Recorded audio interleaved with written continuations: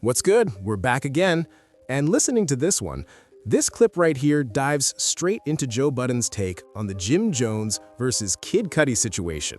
And yeah, it gets interesting. So hold up, let's roll the clip and break this down. Jim Jones, Kid Cudi, can this be fast? It's just Jim Jones. Jim Jones is happening. Shouldn't be happening. Let's tell the audience what happened. Jim Jones went on a podcast and said what he's been saying, which is, I made Kid Cudi. Nobody gave a f about him. Nobody would know him if it wasn't for me hopping on day and night and getting it hot, which led to him getting a deal and yada, yada, yada. And Kid Cudi woke up one morning, got on the internet. I love when y'all get on the internet and do this shit. Yeah, got on the internet, replied to Jim Jones, and was like, with all due respect, Jim is the OG, yada, yada. But you didn't make me. You're not responsible for me. My record was bubbling already. I was already in talks with Kanye. I was about to get my deal. A bunch of things was happening maybe you didn't know, but I was somebody already, which has caused the internet and those with Wi-Fi to argue back and forth, and people from different eras in hip-hop and different regions of hip-hop. Yeah. Well, I can say as eras and regions. It's both, because you have younger people that are like, who gives a fuck about all of that? I just heard this Jim yesterday for the first time. Right. I know Kid Cudi. You have younger people, and then you have the New Yorkers.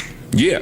As someone who was living in New York at the time, and I was a fan of both parties involved, I heard Day and Night before Jim Jones got on it. I don't even know if I've heard the Jim Jones freestyle in full, honestly, to this day. That's what I was saying. I was like, nah, I was outside. I was in New York. In New York, we heard. I was in New York. Jim Jones. I was in New York. I was a grown-up in New York. I heard the Jim Jones spot on radio Day and Night. But I heard the original. Put like this, I knew about the original before I knew about the the joint. I do think New Yorkers feel more stronger about this point than outside, because when I see a lot of, and I think it is generational too, but I think a lot of the people I'm hearing defending, if it's something to defend, the Cudi perspective, they're way outside of New York, and they're like, Jim is crazy. I don't think Jim is crazy. He's not crazy. I just think he's overestimating the impact of it. Back in the day, Jim would have just said New York streets. Yeah. His statement is fact, and radio was extremely important. That's all. That's the difference. That's the difference. That's where the mess up is. That's where the miscommunication happens. Because you say I made Kid Cudi, you did not make Kid Cudi. No. But if you say I made him, where the New York streets were listening to him, that's fair. That's fair, and that's a fact. Okay. Is it really? Yes. They were like on the total other side of this. Let me ask you a question. So I'm on Jim, the total other side. And I remember that song. That's when we used to be in Jersey Girls every day. I love that record. The Jim version. Me too. I love both. But if Jim don't jump on that song, there's no guarantee that song still don't filter throughout the streets of New York.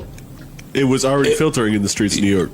So what I'm saying is, when I say the streets, I'm talking about the. I don't think so. Fans of Jim Jones. I don't think it was filtering, man. I remember radio was extremely important back then. Radio was extremely important back then. I remember turning on the radio and hearing Jim Jones' version of Day and Night played consistently. Day and Night. That's it. In the day, in the morning, and in the nighttime, overnight, they played it. It was Jim quick Jones rotation. version at least 10 million times before I knew somebody else was on this record. And then I might have heard the Crookers mix before I heard Kid Cudi on. This is the EDM. Yeah, so that was a big remix. But the other regions, in some of these conversations, I smell a jealousy on some of you other regions. Let me just say that. Y'all be trying to have one conversation and the jealousy start reeking off you, or the chip you got on your shoulder for New York inventing hip-hop or being arrogant and smug when it comes to hip-hop. And this is one of those talks. That's fair. This is one of those talks. I'm on the other side of that, too. Go ahead. No, I think Jim... I think Cudi benefited greatly from Jim jumping on the song. Greatly might be a stretch, but he benefited for sure. That song's in New York. Fish grease. What I'm saying though is no guarantee. Not New York. Why you keep saying that? Because outside of New York, you always on the New York we're not gonna do that. But today. Go ahead. We're not gonna do that today because I love New York too, but I love hip hop. Stop, Mark. I love hip hop. We're trying to have a real discussion. I love hip hop. But it's not foul to say that a lot of your opinions. No, it's just I'm not New York biased, and then because I'm not New York biased, you take it to say anti-New York. There's a difference. Okay. I am not New York biased. a lot of times y'all be New York biased, where Yes. if New York is in it, then it's automatically New York is up here. Where New York hip-hop wins. started, though, Freeze. That's fine, but we're not talking about the start of hip hop. Hip hop has moved on for years. We just celebrated a 50, so we're not talking about the start of hip hop anymore. This is one of those hip-hop debates where both arguments carry weight, but listen closely.